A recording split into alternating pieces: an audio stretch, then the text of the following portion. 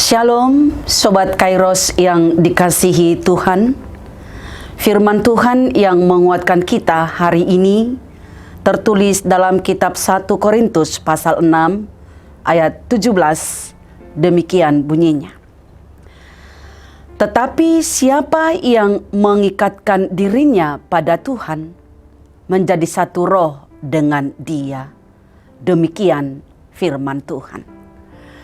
Sobat Kairos yang dikasihi Tuhan, pada suatu hari John dan temannya Hengki sedang berjalan-jalan. Tatkala sampai di persimpangan jalan, Hengki bertanya kepada John, "John, apakah engkau mengetahui rumah bertingkat di samping kita ini milik siapa?" John menggeleng-gelengkan kepalanya. Hengki dengan bangga mengatakan, "Itu adalah milik ayahku." Tidak berapa jauh kemudian, Hengki berkata lagi, "John, apakah engkau mengetahui supermarket di depan kita itu milik siapa?" Kembali John menggeleng-gelengkan kepalanya. Dengan sombong, Hengki mengatakan, "Itu juga adalah milik ayahku." Sekarang mereka tiba di jalan protokol. Di sana tampak sebuah hotel bertaraf internasional. Halamannya bukan saja luas, namun juga ditanami bunga-bunga yang indah. Kembali Hengki berkata, "John, hotel yang baru selesai dibangun ini, itu juga adalah milik ayahku." Lalu mereka melanjutkan perjalanannya dan sampai di tepi pantai. Mereka berhenti sejenak untuk menikmati pemandangan tepi pantai pada sore hari. Alangkah indahnya pemandangan ketika matahari menyembunyikan diri di sebelah barat.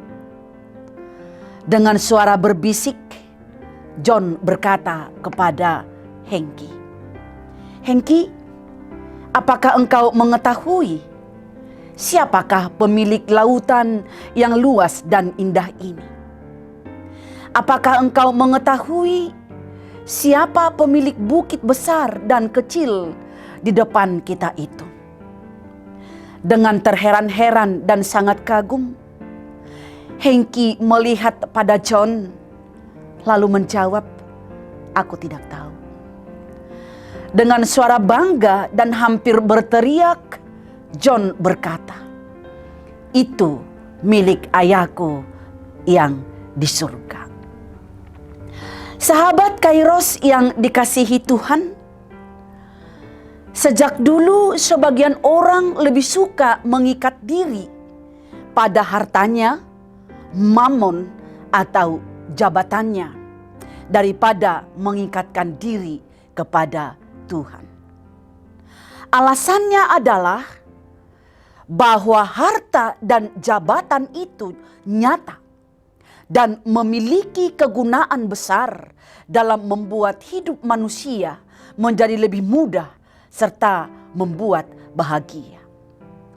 Karena itulah Tuhan Yesus pernah menyebutkan bahwa di mana hartamu berada, di situ jugalah hatimu berada.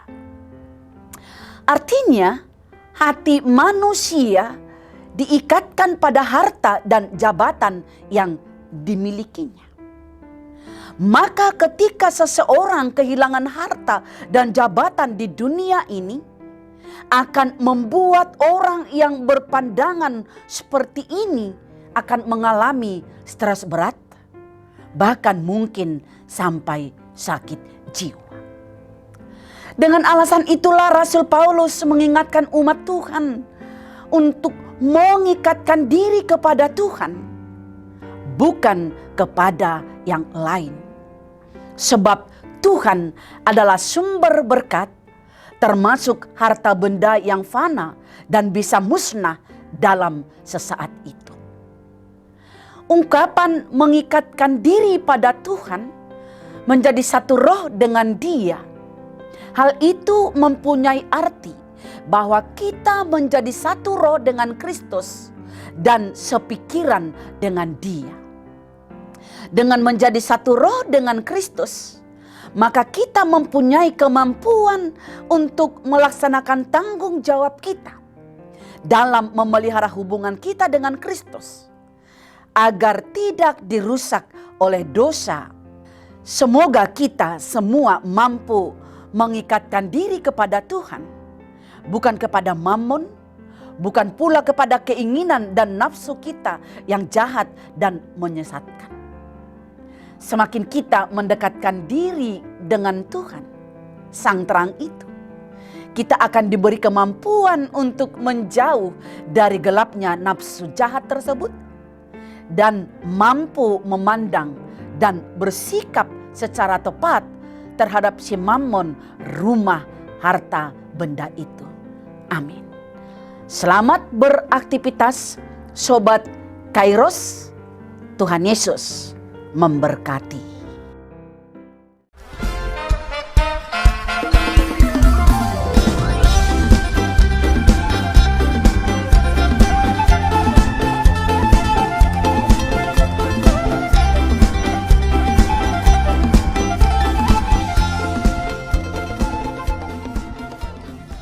Tahun ini merupakan tahun yang bernuansa kesatuan hati bagi seluruh gereja HKBP.